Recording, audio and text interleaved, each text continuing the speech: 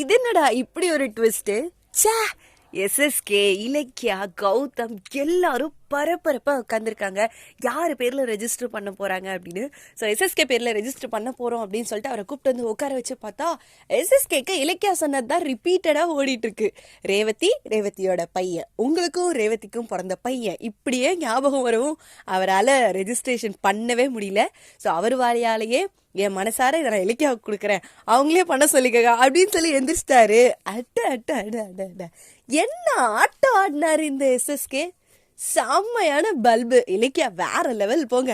பைரவியும் அப்படியே ஆஃப். என்ன பண்றதுனே தெரியல. செம்மையா போயிட்டு இருக்க இந்த எபிசோட மறக்காம பாருங்க.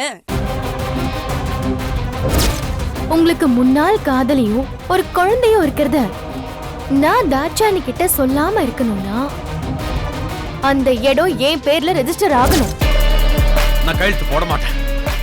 அந்த இடத்த அவங்களுக்கு ரெஜிஸ்டர் பண்ணி கொடுத்துருங்க. இங்க சைன் பண்ணு.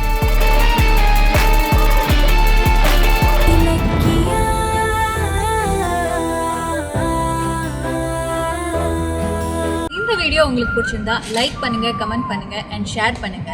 மறக்காம சரிகமா டிவி ஷோஸ் தமிழை சப்ஸ்கிரைப் பண்ணுங்க.